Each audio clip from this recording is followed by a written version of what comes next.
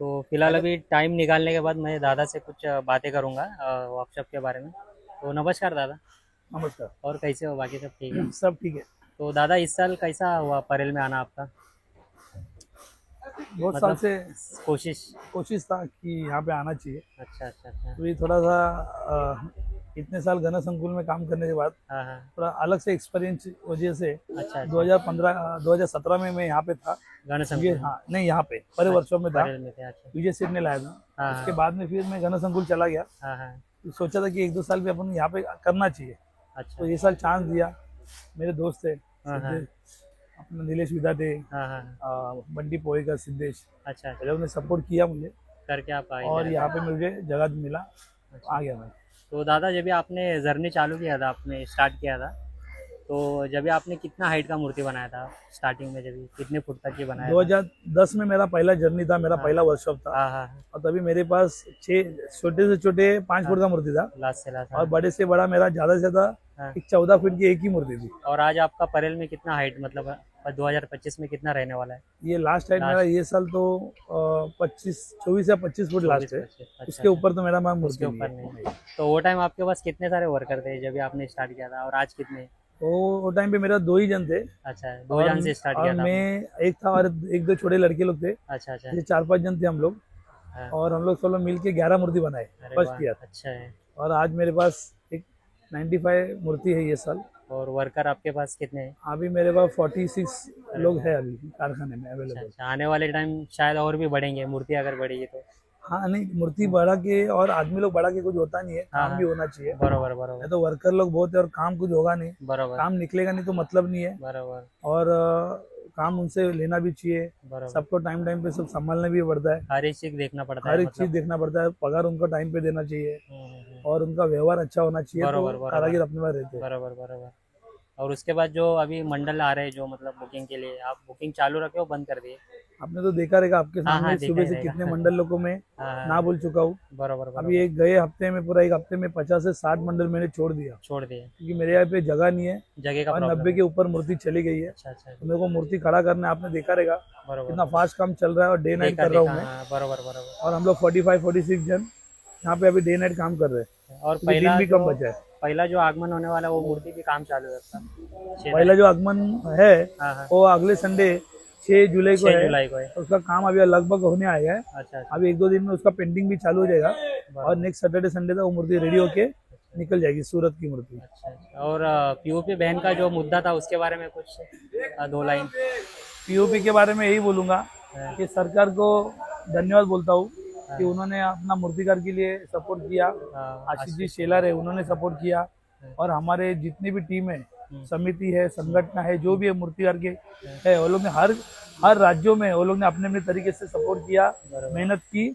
और ये बंदी सहयोग उठाई। किया, हाँ, बरोबर। 2 मीटिंग भी रखा गया था।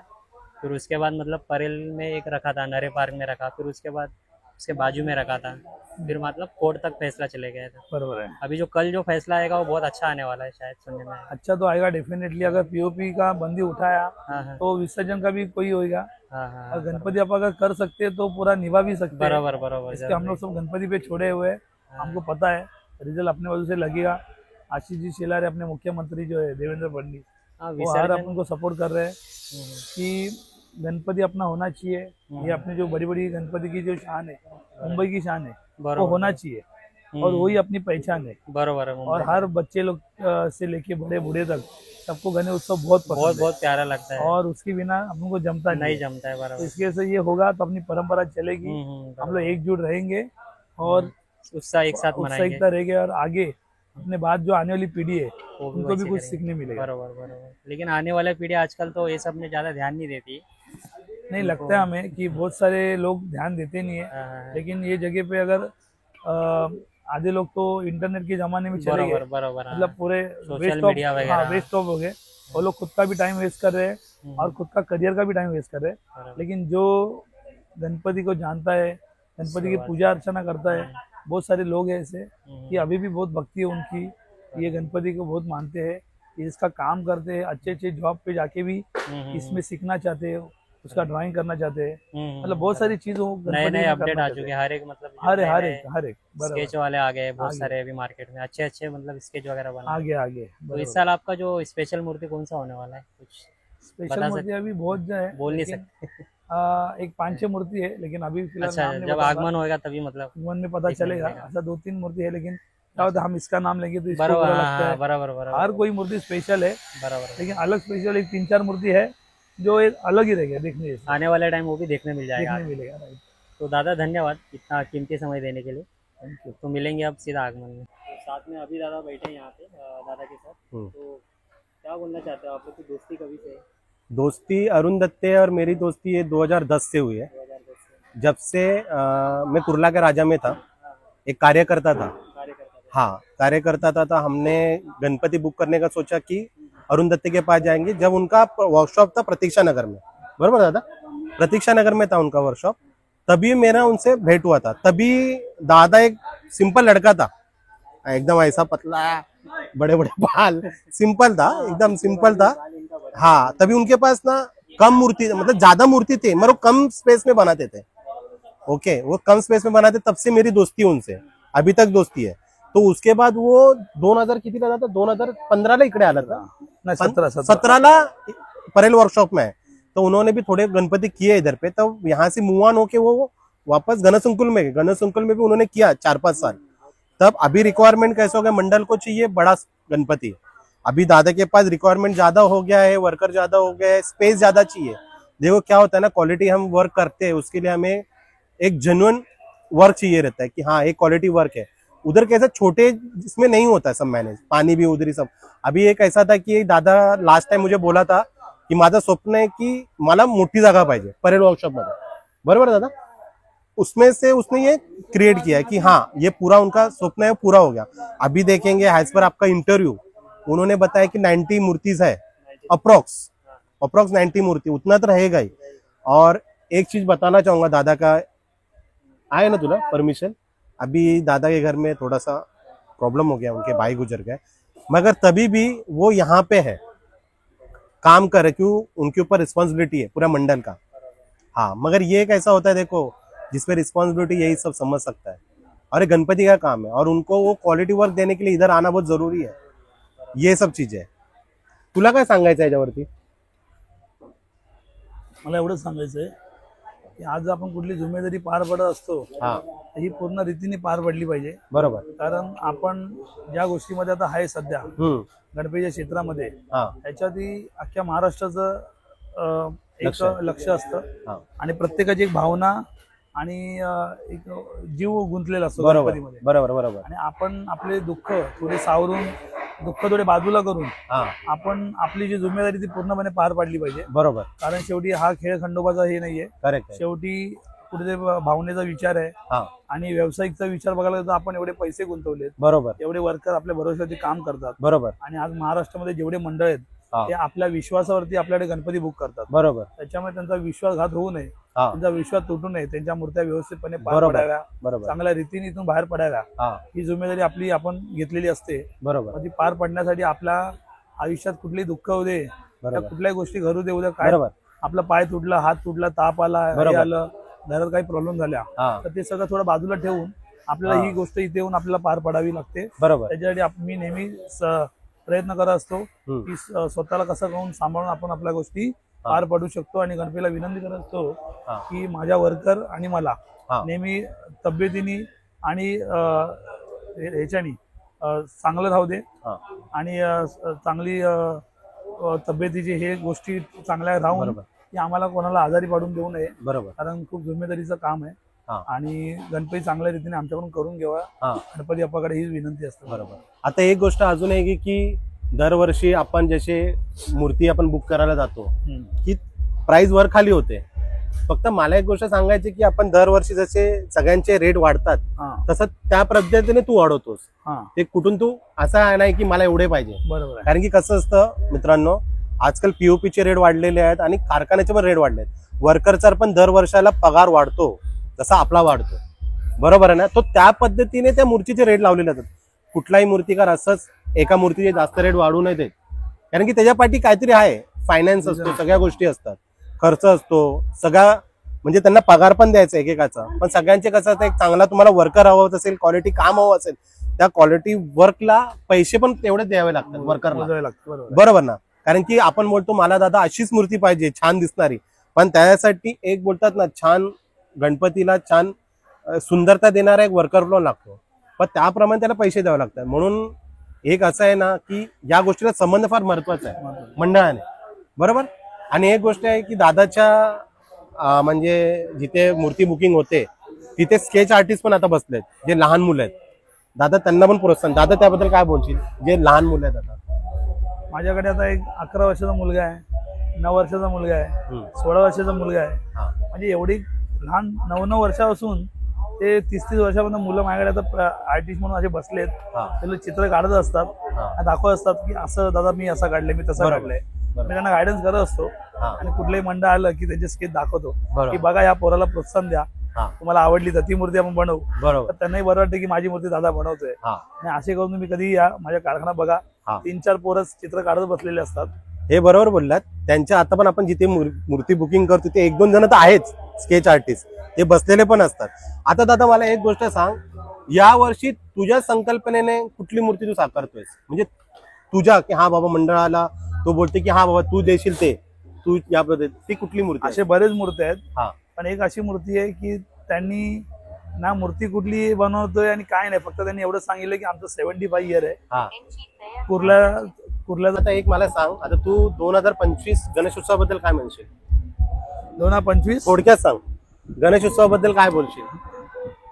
आपल्याला यावर्षी खूप नशिबाने गणेश उत्सव साजरा करायला मिळतोय. बरोबर. मला एवढंच बोलायचं आहे की ही जी सारखी येणारी जी पीओपीची बंदी आहे आणि हा जो विघ्न आपल्या गणपतीवरती येतोय, तर मला वाटतं की प्रत्येकाने एकजुटीने झाले पाहिजे आणि ह्याच्या पुढे ही पीओपी बंदी नेहमी उठलीच पाहिजे कायमची. कारण नेहमी काय होतं, पीओपी बंदी आली की मूर्तिकार पुढे येतो आणि प्रत्येक मंडळवाले झोपलेले असतात. त्याच्या मंडळवाले कधी रिअलाइज होतात की जेव्हा जून महिना येतो, पण तेव्हापर्यंत वेळ निघून गेलेली असते आणि मंडळांना जाग येते की आम्हाला गणपती बसवायचंय, पण तोपर्यंत वेळ निघून गेलेली असते. तर मला एवढंच बोलायचंय, ज्या वेळेला मूर्तिकार पुढे येतो त्याला पैसे मिळतात अशातला भाग नसतो, तो गणेश उत्सवही वाचवत असतो. बरोबर. त्याच्यामुळे कसं त्याचा घरदार असतो त्या गोष्टीवरती. पण महत्वाचं असं आहे की गणेश उत्सव मूर्तिकारांमुळे होतो, पण मंडळ फक्त नावाला येतात आणि नंतर येतात. मला एवढंच बोलायचं आहे की प्रत्येक मंडळांनी मूर्तिकारांच्या सोबत या आणि त्यांच्या सोबत त्यांची वाटचालीत त्यांना मदत करा. कारण ही पीओपी बंदी आता तर हटली आहे, पण परत काही कुठलं संकट परत पीओपी बंदीवरती येईल सांगता येत नाहीये. पण एकजुटीने कायम सगळ्यांचं एकजूट असू द्या. कारण आज लोकमान्य टिळकांनी सगळ्या लोकांना एकत्र आणण्यासाठी हा गणेश उत्सव सुरू केला, बरोबर आहे. पण आज ह्या पीओपी बंदीमुळे काय होतंय, गणेश उत्सवमुळे पीओपी बंदी जर झाली आणि गणेश उत्सव जर नाही झाला तर हीच लोक परत आपापल्या घरी जातील आणि आपल्या घरात जाऊन छोटे गणपती बसवतील, पण एकत्र येऊन मोठा गणपती कधी बसवू शकत नाही. तर अशी वेळ येऊ नये आणि हा आपला पीओपी बंदी जो पीओपी बंदी आहे ती नेहमी कायमस्वरूपी उठावी, हीच मला असं वाटतं मनापासून की प्रत्येकाने एकत्र आलं पाहिजे. बरोबर. आणि मला एक गोष्ट सांग, आता आपण जो तुझी मुलाखत घेतोय अजय, बरोबर आहे, मी फक्त एक क्वेश्चन करतोय. माझं फक्त एवढी माहिती होती की तू फर्स्ट इंटरव्ह्यू ह्याला दिला होतास 2020 मध्ये, 23 मध्ये फर्स्ट इंटरव्ह्यू दिला. 23 मध्ये ह्याच्याबद्दल काय बोलशील तू? अजयबद्दल एवढंच बोलतो की ही पोरं सगळी लहान लहान होती, गेल्या 3-4 वर्ष आधी सगळे एकत्र आलेले, नेहमी आपला कारखाना येत जात असायचे. 2023 मध्ये हे लोक येऊन मला बोलले, दादा आम्हाला व्हिडिओ बनायचे, तर इथे कसे सगळे कोण बनवायला देत नाही, ऑपॉर्च्युनिटी तुम्ही दिली? नाही, मी नाही दिली, तो परमेश्वर असतो. आणि पोरं कशी मनाने खूप चांगली आहेत, भावनेने चांगली येतात, बिचारे बसतात, काय ना काय थोडे प्रश्न विचारतात आणि आपल्याला घरी निघून जातात. त्यांना मी बऱ्याचशा गोष्टी सांगतो, तुम्ही इंटरव्ह्यू कुठल्याही मूर्तिकाराचे घ्या, कशा पद्धतीने घ्या, गणपतीचे चित्र कुठले दाखवले पाहिजे, उद्या देवीची पण हे लोक मूर्त्या बनवताना व्हिडिओ काढतात, मग तुम्ही काय पार्ट्स आले पाहिजे, काय नाही आले पाहिजे, की तुम्ही जेवढे आमचे इंटरव्ह्यू घेता, आम्हाला मोठं करता, तर हा श्रेय आमचा नसून आमच्या कारागीर लोकांचा आहे. उद्या तुम्ही त्यांची व्हिडिओ घ्या, कुठल्या भैयाला तुम्ही मुलाखत द्या. कारण आज ह्या क्षेत्रामध्ये आज गणेश उत्सव मूर्त्या आणि देवीच्या मूर्त्या हे फक्त 90% या भैयांमुळे होतात, बरोबर आहे. आणि आपण बोलतो भैयाचे कारागीर नको पाहिजे, अशाला भाग नाही. जर भैया कारागीर नसतील तर कुठलाही किती मोठा तुरपकार मूर्तिकार असू दे, मूर्ती बनवू शकणार नाही. फक्त दादा फक्त जॉईनिंग पर्यंत असं, नंतर पॉलिशिंग पासून ते त्याला फिनिशिंग हे लोकच करतात. नाही, पण बरेच सुरुवात काय होतं, मुळामध्ये आपण जेव्हा कारखाना टाकतो तेव्हा जो सुरुवातीची हमालीची कामं असतात ना हा. तेव्हापासून ते शेवटच्या पर्यायापर्यंत बरोबर. काम संपेपर्यंत आगमनानंतर ती भैये कामं करत असतात. ओके. त्याच्यामुळे आपली मराठी पोरं कोणी येत नाही आणि आले तर खूप ठराविक कारागीर आहे जे प्रोफेशनल कामासाठी येतात. पण ही सगळी कामं यांच्याशिवाय पर्याय नाहीये. म्हणून हे भैये कारागीर असणं खूप गरजेचं आहे. हे लोक 3-3, 4-4 महिने आपलं घर परिवार सोडून इकडे येतात गावाला जाऊन. भले यांची शेती असो, बंगला असो, काही असो, पण गणपती त्यांना आवड आहे म्हणून आपल्याला कामाला येतात. त्यांची काहीतरी आपण इज्जत ठेवावी, त्यांना मान सन्मान द्यावा.